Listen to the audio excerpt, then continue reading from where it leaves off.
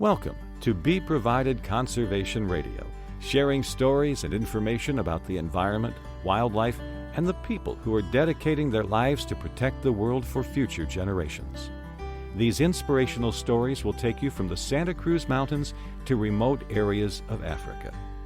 I believe we're live, so hi everybody. Hi there. I'm Marcia Civic. Wherever you are. I am Marcia, you may know me, but this is Joshua Hammer, and hopefully you know him as well by his books that he has written. And I'm just delighted to have you here today on the show. Thank you, Joshua. A real conservation-oriented show. It's always nice to do those. Yeah, it's fun. So you are the author of The Falcon Thief, which is our topic today. So I'll just give a little background. You've traveled the world as a foreign journalist or correspondent with Newsweek, correct? And not anymore, but for many years. Oh, okay. And you're a freelance writer currently in Berlin. Since 2006. Yeah. Oh, okay. So, and you are also, and I love the title of your other book, you're the New York Times best-selling author of The Badass Librarians of Timbuktu, so, which I actually just ordered. I haven't read it yet, but I really want to. It sounds amazing. I'm still alive 4 years later. Yeah. Still hanging in there.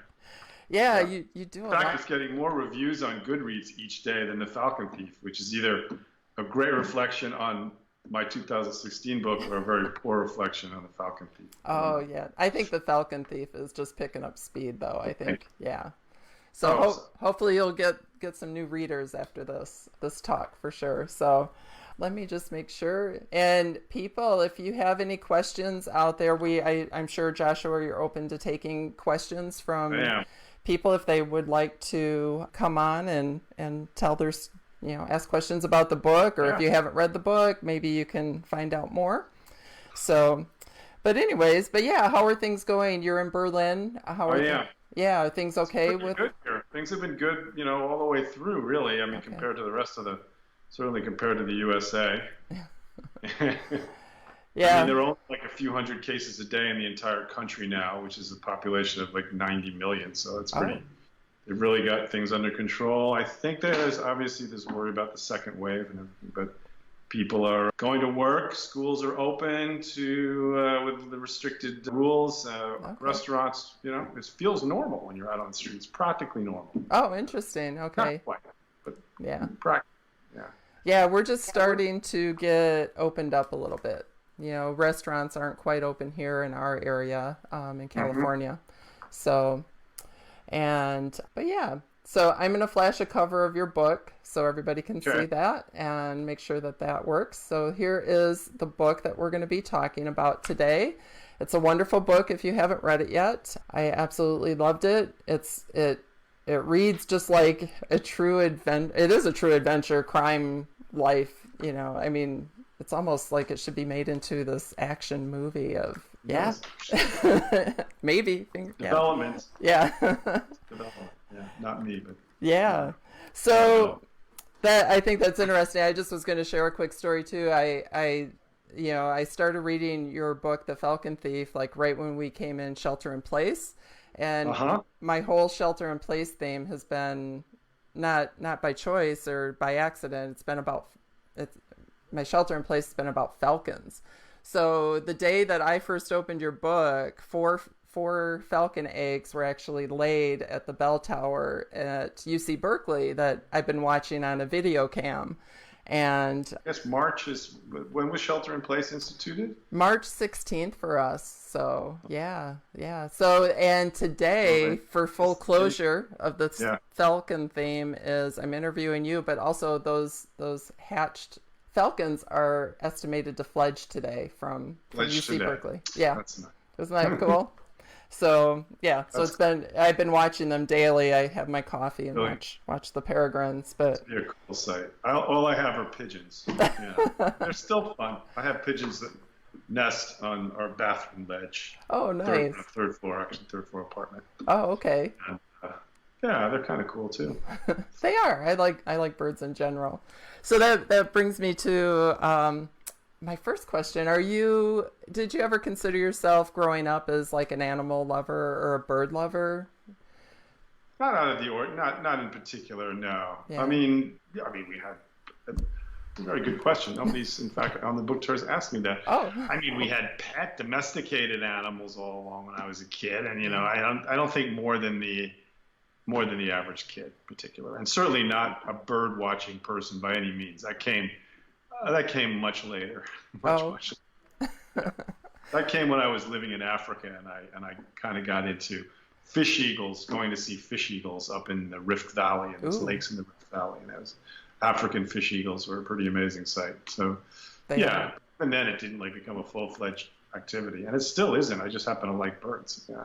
Oh, great. Okay. Yeah, I always wonder. I mean, just the topic of what interests you about the story, and I want to get into that. Like, how did you find out about this story? And I know you write about it, but I want you to share. But people probably haven't read the book, so you might want to know that. Yeah.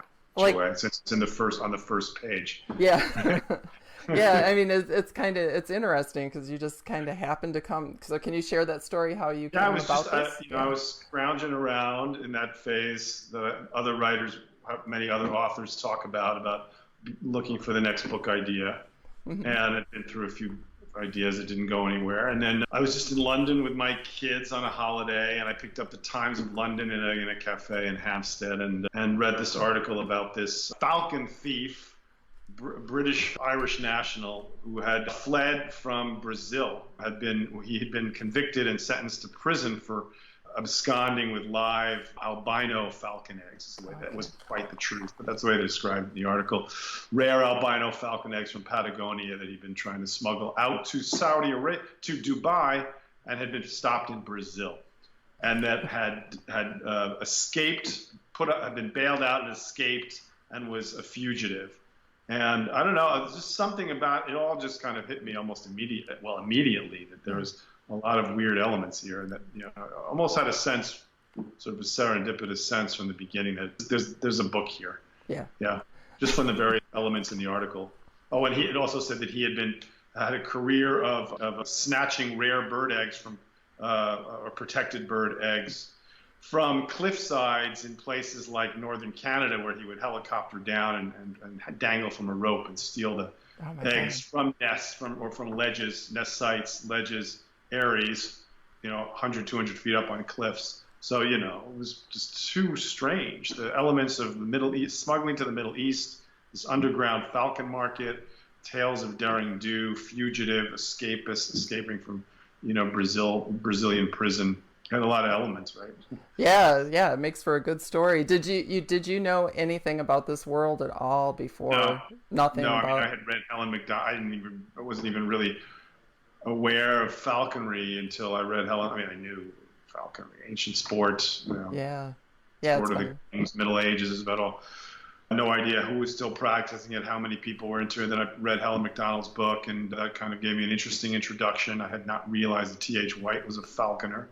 But I didn't know that. I loved The Once and Future King, and I read when I was in high school. So so that was kind of my exposure.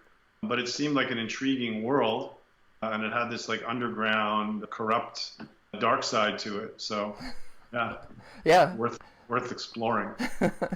Yeah. So you started exploring this. Was Andy McWilliams mentioned in that article at all? Did you know about him at that point? Okay. National Wildlife Crime Unit was mentioned. Oh, okay. And so that's how I started, just by reaching out by email to NWCU, and they put me in touch with Andy, and he got back to me quickly. We had a chat. I said I was doing this. I originally had pitched it as a magazine piece to Outside in Santa Fe, which I worked for, contributing editor for many years there. And that was a natural one for them. So they said, yeah, let's do it. And then Andy quickly, graciously agreed to meet me in Wales, where Lendrum had been. So McWilliams had arrested him in 2010 after he'd been caught at the airport in Birmingham smuggling peregrine eggs that he had stolen from nests in the Rhondda Valley in Wales. Wow. So Andy agreed. In fact, I think Volunteer offered to meet me in Wales and go retrace Lendrum's footsteps in these cliffs out there in the old coal mining country of Wales. So that's where we met originally. Okay. And then Is that picture you sent me? Should I flash that of McWilliam and you're out? See, I'm not seeing anything. Oh, okay. Yeah, I don't know if it's showing on. I think I identified it to you. Yeah, it's the Andy a couple of cops. Yep. At the edge of the cliffs, right? Yeah, hillside, and I think Andy's the one with the binoculars around his neck on the right. He's a big guy. He's on the right. Yeah. Yeah. Big guy. Yeah. Yeah. Yeah. So that's Andy McWilliam on the right. right. And that's Ian. I forgot his last name. He's the Welsh counterpart of McWilliam, who picked me up in Cardiff, and we hung out. So they were both working together on the Lendrum case, and had been. This was 7 years earlier. They'd been on the Lendrum case, and Andy was pretty generous and open about it and about his work, about the case. Turned over files to me, and I pretty quickly got the idea, not so much for the magazine article, but for the book that I wanted to write, that I would make him the kind of counterpart, heroic counterpart to the villain of the story, the rogue of the story. Yeah. And so that's how Andy ended up becoming a prominent character. I mean, he was he was a fairly ordinary guy from the streets of Liverpool, except he did have this really interesting bird obsession, really, like Lendrum did, And but in a healthier way, I would think. Yeah, but he also knew about the bird and egg underground. He was sort of the point man in the British law enforcement for those weird crimes. Yeah. Yeah. So so even before Lendrum, before he was caught, because I think he was introduced, like that whole first part of your story, I think, is kind of an introduction of how those two come together, right, in 2010. Right. And and that's kind of our, McWilliams' kind of middle career with that, and Lendrum's kind of late middle career. They're kind of the same age, pretty close to the same age. Yeah. Lendrum 61 and McWilliam was born in 57. Oh, okay. And and you talk a little bit, and McWilliam, during that pre-Lendrum time, he confiscated a bunch of eggs from egg collectors, and in Merseyside. And much all over the country. And that's it was mostly Merseyside. But that's amazing world to hear about. Yeah, well, that's what gave him his sort of understanding of obsession about eggs and ornithological crime, was chasing down these people who collect eggs, live eggs, steal them in parks and bird refuges, and climb trees, Scotland, and risk their lives to grab these eggs and then blow them out and take them and put them in these secret collections that they have, because it's all highly illegal. So So can you talk a little bit about you saw some of these collections, and did you meet any of the people, because they have a whole different psychology obsession going on? I saw them. I wasn't really. Yeah, it takes a lot of effort. It wasn't totally. I think I was able to get enough about that world just by talking to Andy and other wildlife people. But I certainly had a lot of case studies in front of me, and diaries, and notes that they made. So it did give me some insight into the psychology of these people. Yeah, definitely obsessed. Yeah, they are. They're not really doing it for money or even show. Like some of these are cases of eggs and drawers of eggs just in a storage unit that they go look at every now and then, right? Mm-hmm. Yeah. Up to like 4,000 or 5,000 eggs. Yeah. Wow. Yeah. They're just doing it because they just enjoy it. I mean, they get a thrill going out there and getting it. Breaking the law, they aesthetically find the eggs incredible. It's sort of like this. Also, this has the adventure element of finding these things. They go off on a wild goose chase. I mean, literally, right? Yeah. But some of these birds that are eggs that are super prized are really, really hard to find, either because of their size or the way they're concealed in brush and stuff. And so that becomes a major source of appeal. And there's also, of course, competition between these guys. There's a lot of things and their own weird pathology of collecting fetish Yeah. hoarding, whatever. So it all combines, I guess, in his personalities. And they're willing to do anything. I mean, they're willing to risk prison repeatedly. And some of them have been to jail as many as 10 times. You know? Yeah. Yeah, that's interesting. It was an eye opener for me on some of the psyche of these people and how they're. The book took me down some interesting alleys like that, you know. Yeah. Did you have a lot of cringe factors as you were researching? I don't know. No, I wasn't cringing. It was more like, I mean, yeah, amazing. Yeah, how long did it take you to research for this story? You put a lot of time in it. About a year and a half. Oh, okay. Yeah. Okay. Yeah. That's a lot of time, and you were able to travel to these different places, right? That Lendrum. A few of them, absolutely. Oh. Okay. I went to Wales. Okay. I went to southern Africa. I went to Zimbabwe, where Lendrum was born. Okay.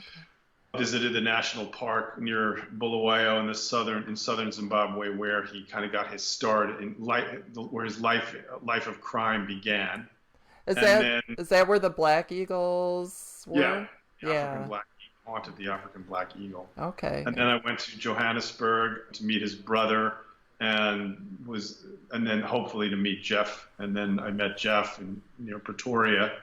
And then where else have I been? I mean, I went to I went to the Middle East. I went to Dubai and Abu Dhabi to look into the whole Falcon, receiving end of the Falcon trade. And then I went to Patagonia and Brazil to kind of fill in this unknown chapter of Lendrum's life in South America. Yeah. This horrible trouble he got into there. Yeah, that was, we can talk. Nobody had written a word about that. So that was, pretty interesting stuff to go into. It was a crazy, as you know, I guess, chapter in his life that made for a crazy chapter in the book. Oh, and just how he was found out in Patagonia as a whole, a whole story in itself, like a inquisitive clerk at a hotel. And I don't want to give too much away unless you want to share stories, but it is a good story. I won't tell that one. So you were able to, did you experience some of these falcon races in Dubai? And I went to the falcon races, actually in Abu Dhabi. I went to a training ground, the Crown Prince's training ground. Okay, I'll flash some pictures in Dubai. And then I went to Al Maktoum, and then I went to the President's Cup, I can't remember, President Cup in Abu Dhabi. Oh, okay. Which is one of these really rich contests, 1 week long contests. Yeah. I'm flashing a picture of somebody holding up a trophy. The winner's circle. Yes. That's Abu Dhabi. Yeah. Yeah, that's amazing. So how was it? How did you feel watching? Frankly, it was kind of dull. Really? It was a kind of an interesting milieu to see all these, sheikhs showing off their falcons to each other and the birds. But the sport itself, first of all, the birds, they don't all race. Obviously, it's not like a horse race where 10 birds are flying out of the gate. I mean, because they're in the air, it would be chaos and crashing and stuff. Yeah. So they have to race them sequentially, one after the other, after the other, after the other, after the other, after the other, timing each one. This goes on all day. Wow. At the beginning, you're kind of intrigued, but by the by the 90th heat of the day, it's sort of okay. Yeah, and they by 3 days, and working the crowd and trying to. I was there with an English breeder, a very interesting guy who was like the breeder to the sheikhs and to the royal families actually. And first for Dubai, and then Abu Dhabi, which is then the sheikhs of Abu Dhabi, which is like going from the Red Sox to the Yankees. I mean, they're just a bitter rivalry, and he's whoops. Did I just hit something? Oh, fine. Nope, you're still there. What was I going to say? So so it was well worth, even though it was dull, it was well worth going because you just hear the dialogue between you overhearing people, and you're just getting the milieu and and you're finding out about the crazy prices that these royal family members pay for the falcons, and then you're trying to catch a little bit, what you can learn about the falcon underworld and how much people actually know about it, and how many of these birds may actually be from the wild. These are the questions that I, of course, was not able to ascertain, but probably not good to ask about. Yeah. And I think you talked a little bit about the vet in the book as well, correct? About what? About the breeder, not the vet, the breeder. Oh, the breeder. A little bit, yeah. Very brief mention. Yeah, and close. Yeah. I thought I remember that. So they seem to take good care of their birds in captivity. They try to breed in captivity, but it's my understanding. Do they get these birds from the wild, like from Lendrum and? No. I mean, there's a huge. Brin is a major authorized government, breeder with these big contracts from royal families. He produces, hundreds of falcons a year in his breeding facility up in northern England. Wow! And then ships them to in several cargo holds to Abu Dhabi when would it be? After they've fledged and after they've had time to get trained in these what they call these hack pens, where they develop the wing strength, and then there's like a moment where he has to bring them all in from the hack pen and basically capture them and then get them ready for shipment. So that's a process. So it's a real industry. Wow, multi-million-dollar business. Yeah. But so there is an illegal element to it. Yeah. Yeah, I was going to say, what was Lendrum's role in this? Well, so that's a good question. So there's this legitimate industry, the captive breeding industry, which is very well regulated, and no birds are allowed to come from the wild. You have to show proof of their provenance, that they were bred in captivity, etc. But there's still this belief among many of the sheikhs in the Middle East that these captive birds, they are not, well, there are a couple of different ideas going on here. One is that the wild birds are genetically superior because they're from the wild and they have been, through natural selection, become stronger survivors, right, as opposed to these coddled birds in the pens. And then the other idea is that after a while you've had like the same kind of breeding stock you want to bring in fresh, you want to amplify or provide some genetic variation. So you bring in outside birds to do that. And birds from the wild are preferable for that. So those are illegal. You can't trade those. You can't take them or trade them. So that's where but you can, if you have a lot of money, you can find these criminals who are willing to break environmental wildlife laws and steal these birds and smuggle them to the Middle East. So that's what the business is all about. That's crazy. Yeah, and it didn't seem to me like what you wrote about Lendrum's life that he actually made a lot of money from this. For him, I think it's hard to say. You would think that he would, given all the prices that you hear about these for these birds. So I don't know. That's just one of the mysteries that I can't figure out. I mean, he didn't really lead a particularly lavish lifestyle. He probably just didn't care about. He was more interested. That's my theory. That is, he was interested in attracted to it because of the adventure.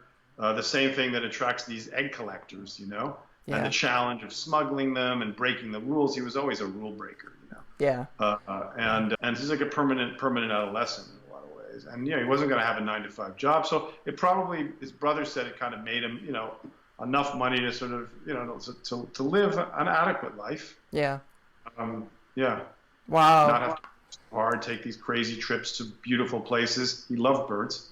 So I guess he just did it partly for the love of it. Yeah.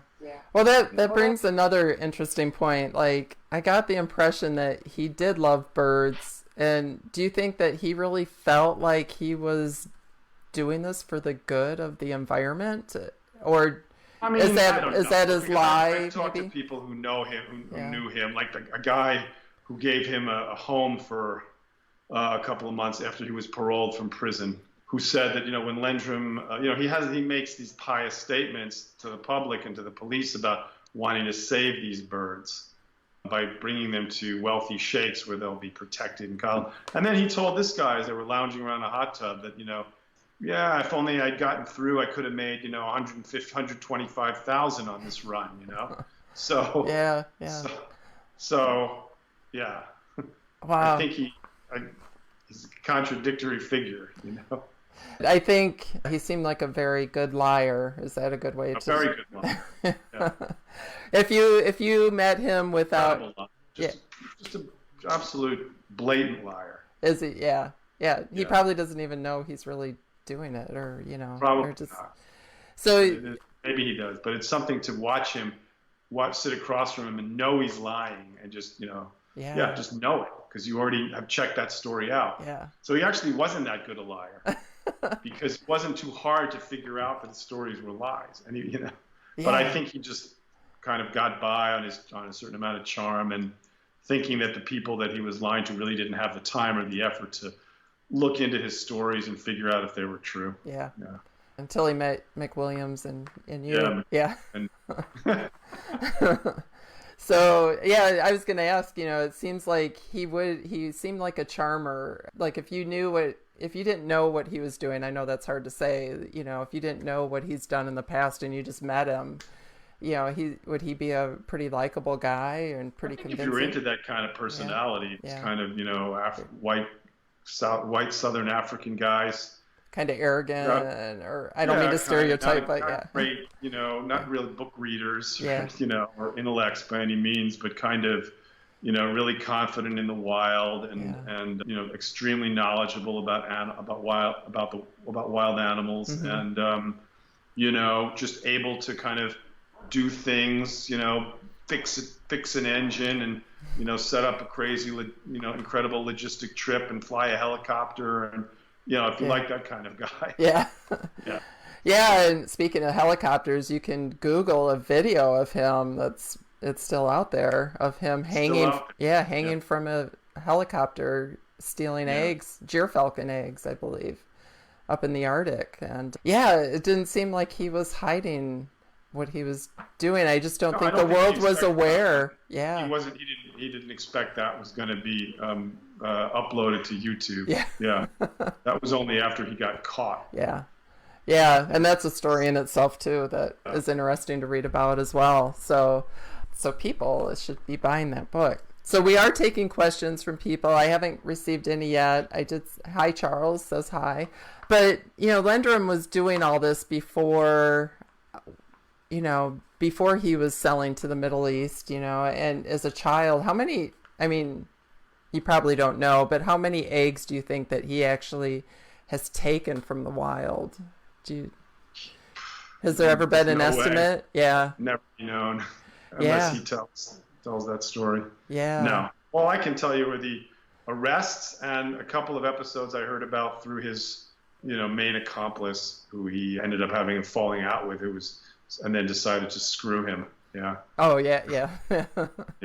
So that's what we know. I know about a couple of great details about a couple of these episodes where he got away. Yeah. But they had only a very short egg thieving collaboration of just a couple of years. Right. After that, who knows? It's really only based on the arrests. Yeah. Only you can pinpoint just like four other expeditions. Yeah. Yeah, he started with his father at a young age too. Didn't his father teach him how to blow out the egg? And his father started him in the egg collecting hobby. Yeah. And then they sort of together explored this big bird refuge national park called Matobo National Park near their home.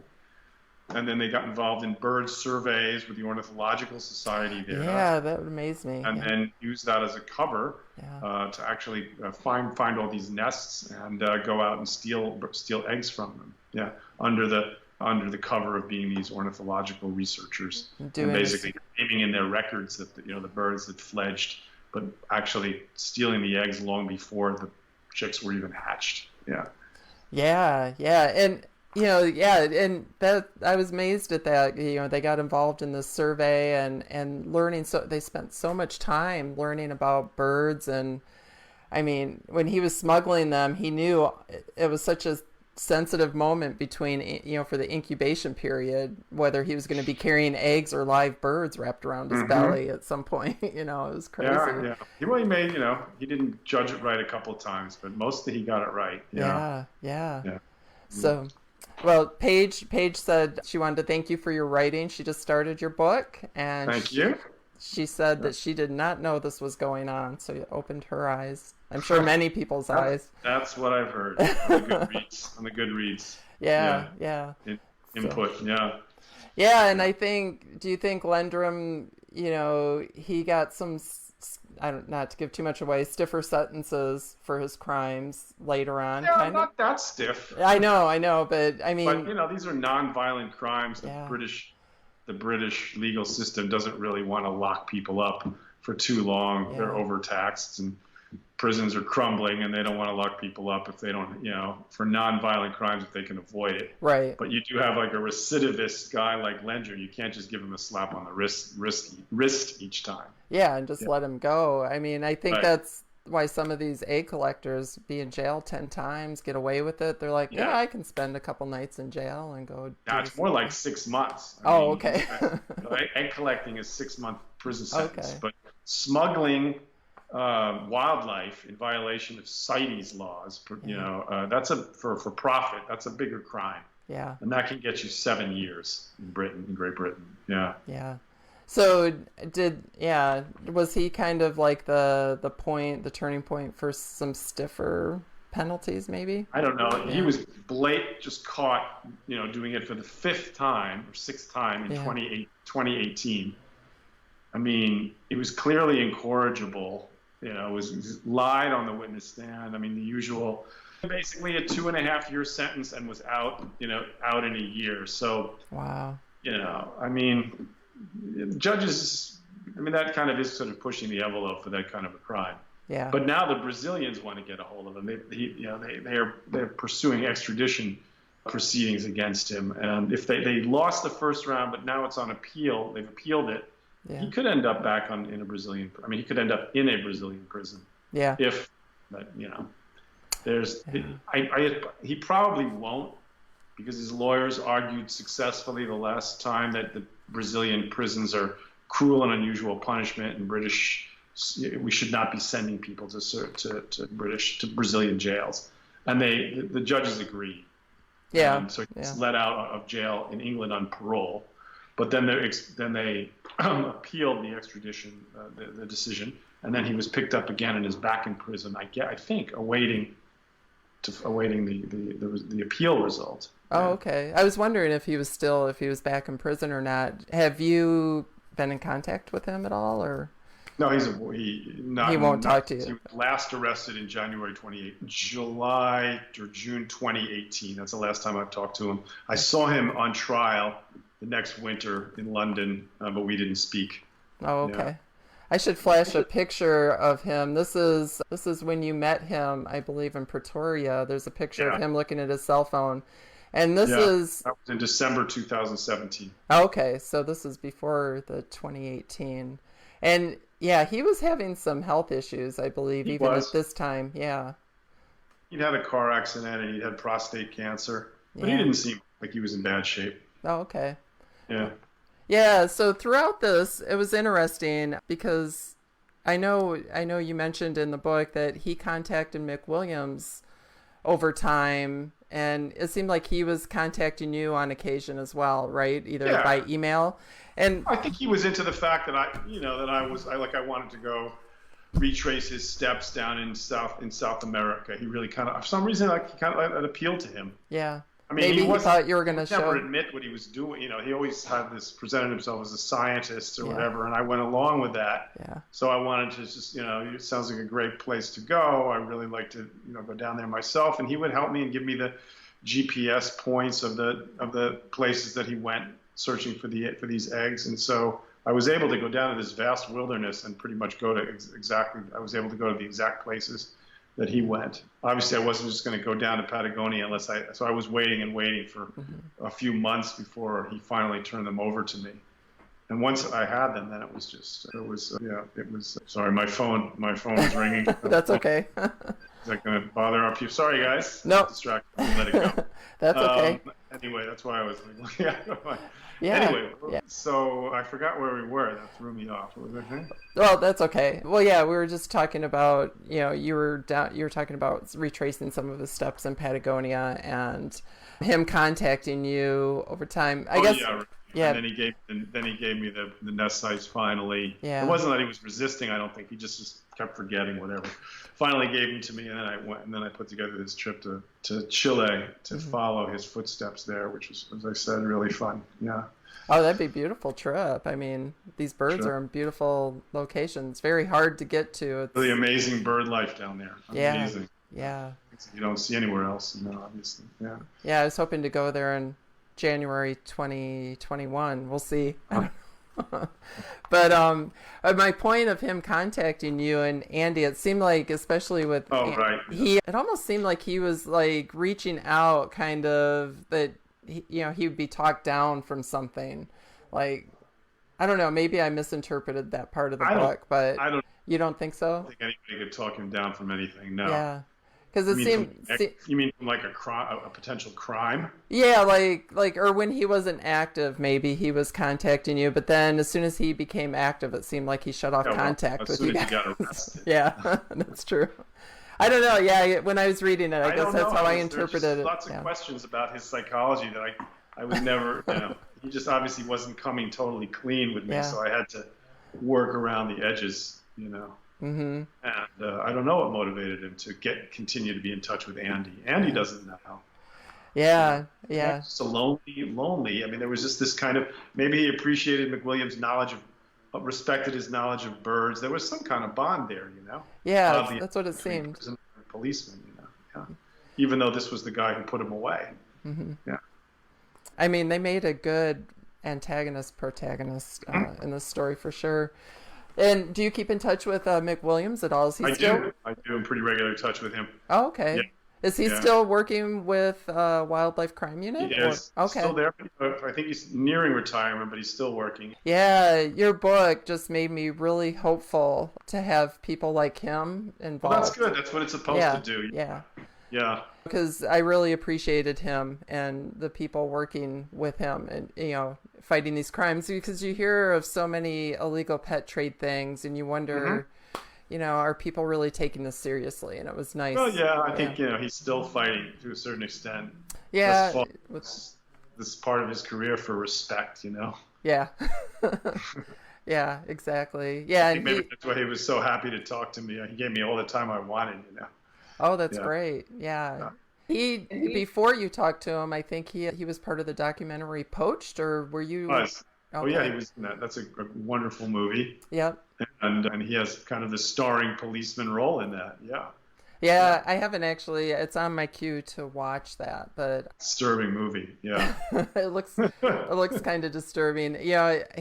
What he went through, like finding some of these people, even like with the badgers. The director. Yeah. I mean, it's kind of disturbing, and it give me nightmares as me. The guy, with the Guy Fawkes mask, won't appear on camera. There's just some very strange touches there. Yeah, and then they're just like, I knew I was doing wrong, but I'm going to do it again. Yeah. And they're like living in their parents' living room, right? in the house. Right. Not to speak poorly, but yeah. So anyways, I mean, there's so much I could talk about, but your book opened up, as you've heard this before, so much for me of a world that I didn't know. And it is disturbing, but I think it's something that part of the illegal trade that we need to know about so we can make changes for sure. It's just crazy what people go to, what extent they go to entertain themselves these days. Yeah. So, yeah.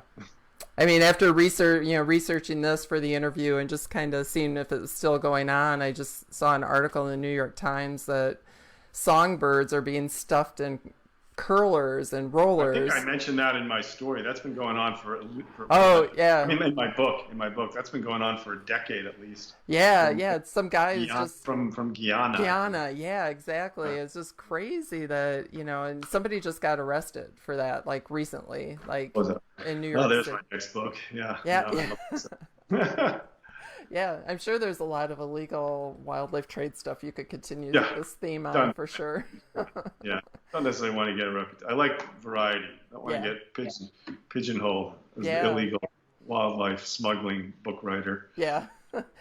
Speaking of, do you have something planned for the future? Not really, no. Actually, I am, in fact, collaborating, helping somebody write a book, somebody in fact in this world. So I shouldn't say, yeah, I'm avoiding all such repeats. No, there's definitely an overlap there, but it's his story, and it's in progress early, so I can't really talk about it. But yeah, but I'm working with him on that. But that's been sort of a perfect COVID-19 era project because I can work out of home. We just speak from Bangkok to Berlin, and then looking around, but not really. I haven't been able to go out, so it's not that easy to generate ideas when you can't go, when you're, at least for me, when you can't, when you're stuck at home for months. Yeah.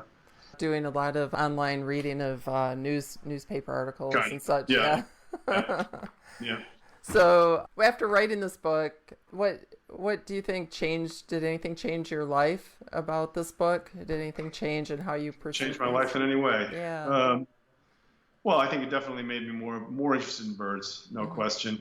I mean, definitely, still, I really am. When I'm out in places like, we go to them every summer, until this summer, we've been going to Martha's Vineyard for a month, and definitely since book research began, it's a great place for birds. And I mean, there's great wetlands there, and then you get the seabirds, and then you get American, the perching birds, all sorts of great bird life there, hawks. So I've definitely devoted more time when I'm there to looking, and I don't know what else. I spent an awful lot of time in the UK, and I kind of just really feel like almost like the UK is my second. Yeah, it just gave me more of an affection for the UK than I had even before. I always love it, but I really got to see deep dive into just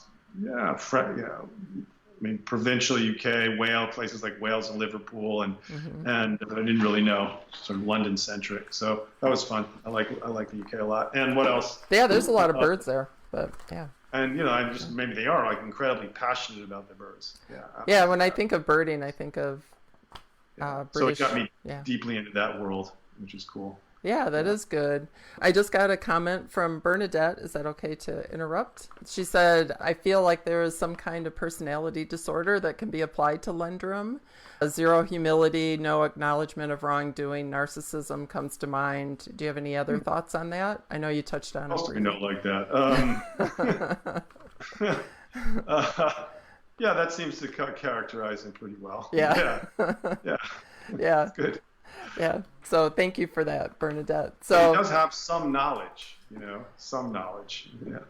Yeah. I mean, if he could have applied some of his brain to some of this experience to science, like he says he was doing, to actual, it would be. He was physically brave and knowledgeable about bird life and to some extent conservation minded.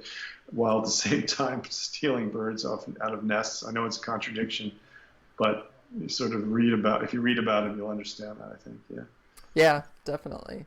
So what is do you have another main message you want people to walk away from with this book as they're reading it? And I don't know. I think basically I intended it as a entertaining, a yarn that also would salute these wildlife police, pay some attention to them, and just pay, respect to the multiplicity, just the bounty of nature, I want people, I really hope that kind of naturalist sensibility infuses the book to some extent. It's not just a crime story. Right.